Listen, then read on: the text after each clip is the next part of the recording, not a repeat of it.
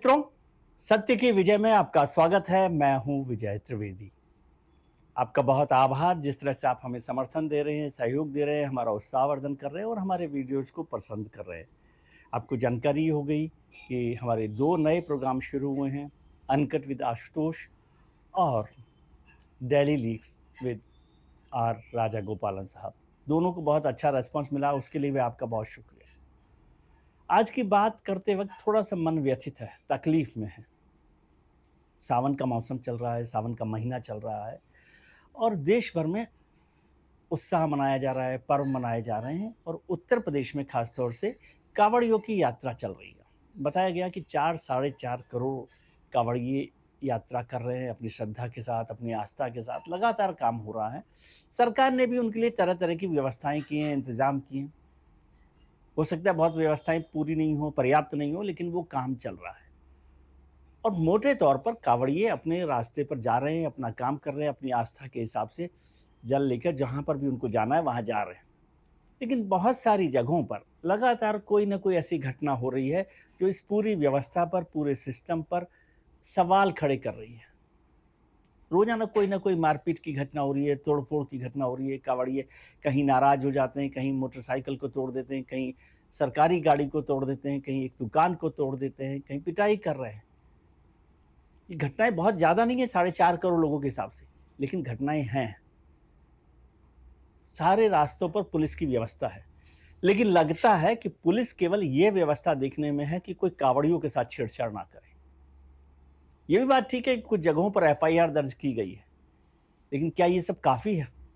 और ये इसलिए भी ज़्यादा चिंता की बात होती है क्योंकि जो मुख्यमंत्री हैं उत्तर प्रदेश के योगी आदित्यनाथ, उनकी सरकार को, उनके निज़ाम को कानून व्यवस्था के लिए माना जाता है कि मजबूत कानून व्यवस्था है, वहाँ पर कानून का इकबाल चलता है, सरकार का इकबाल चलता है। लेकिन अगर इस तरह की घटनाएँ हो रही हैं, तो ये घटनाएँ न केवल कांवड़ियों पर, न केवल हिंदू धर्म की आस्था पर, न केवल पुलिस पर, बल्कि योगी सरकार पर भी सवाल खड़े करती हैं। क्या ये कहा जा सकता है जैसे कि विपक्ष आरोप लगाता है कि योगी सरकार का उन्हें समर्थन है, सहयोग है, इस वजह से ऐसा हो रहा है, इस वजह से कांवड़ियों को ये डर नहीं लगता कि कोई परवाह नहीं है। ये घटनाएँ चलती रहती हैं, लेकिन आज एक घटना को मैंने देखा, वीडियो देखा, कल का है शायद वो, कि मिर्ज़ापुर में एक सीआरपीएफ का जवान, एक न जवान जो है, उसके साथ झगड़ा हो जाता है स्टेशन पर और कांवड़िए जिसमें 3-4 कांवड़िए नाबालिग में हैं, वो उसके साथ मारपीट कर रहे हैं, बुरी तरह से मारपीट कर रहे हैं। आप वो वीडियो भी देख सकते हैं, इसमें वीडियो हमने लगाया है। उस वीडियो को देखिए कि किस तरह से मारपीट कर रहे हैं। उसके साथ उसका एक छोटा बच्चा भी है और उसके सामने उस सीआरपीएफ के जवान वो वर्दी में है, उसके साथ कोई बात हुई होगी।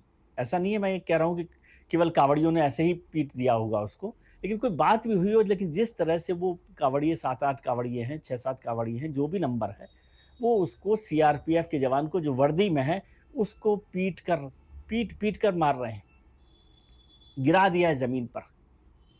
उस तरह की घटना वहाँ पर दिखाई दी है।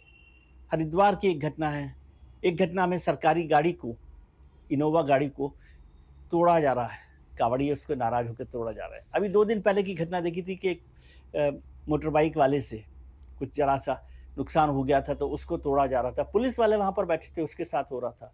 पुलिस वालों से झगड़ा कर रहे हैं कांवड़िए, ऐसी घटनाएँ भी। एक घटना देखी मैंने कि एक चश्मे की दुकान को तोड़ दिया कांवड़ियों ने। मुझे नहीं पता कि कांवड़ियों के किसी तरह से नुकसान पहुँचाया होगा उस चश्मे की दुकान ने, लेकिन लगातार ऐसी घटनाएँ हो रही हैं। ये घटनाएँ बड़े सवाल खड़े कर रही हैं। ये घटनाएँ सरकार पर भी सवाल खड़े कर रही हैं। ये घटनाएँ पुलिस व्यवस्था पर भी सवाल खड़े कर रही हैं कि उनको संविधान और कानून की शपथ दिलाई गई है। तो वो क्या कानून का पालन कर रहे हैं? और फिर आज एक मैंने वीडियो देखा जिसमें एक पुलिस ऑफिसर हैं, महिला हैं, सीओ हैं, वो कुछ पैर दबा रही हैं कांवड़ियों के।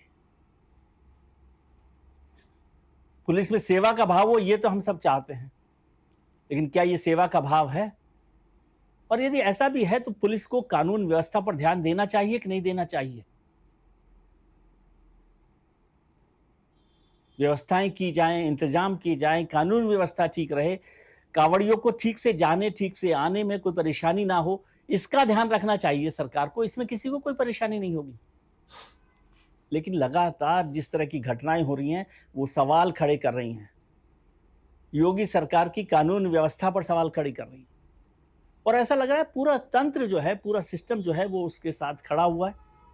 उसमें भी कोई परेशानी नहीं है, कोई व्यवस्था को देखने में ठीक से काम करे। लेकिन यदि 4 घटनाएं भी हो रही हैं, 4 जगहों पर, 4 शहरों में, वो तो बहुत ज़्यादा हो गया अब तो। पिछले 1 हफ्ते में लगातार कुछ न कुछ घटनाएं एक के बाद एक आ रही है। वो सहारनपुर हो, वो मुज़फ्फरनगर हो, वो मिर्ज़ापुर हो, वो हरिद्वार हो, तमाम जगहों पर ये घटनाएं हो रही हैं।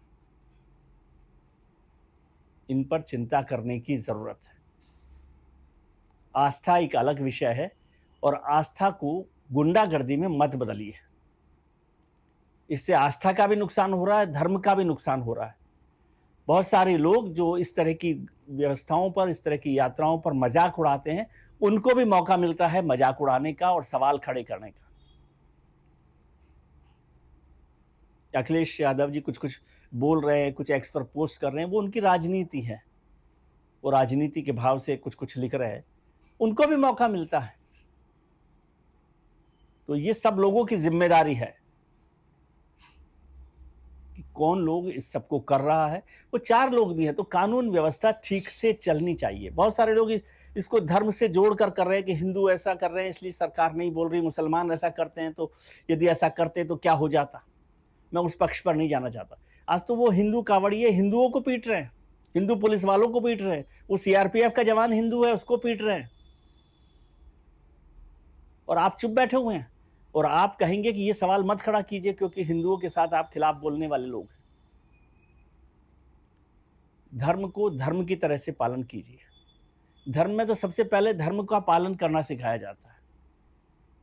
आस्था कभी दूसरों का नुकसान करने के लिए नहीं होती। ऐसे बहुत सारे सवाल हैं जिन पर आपको चिंता करने की जरूरत है। ये ना हो कि इसको लेकर बहुत सारी व्यवस्थाएं बिगड़ जाएं और उसका नुकसान उठाना पड़े, धर्म को भी, व्यवस्था को भी, समाज को भी, सरकार को भी। इन सब बातों पर चिंता कीजिए।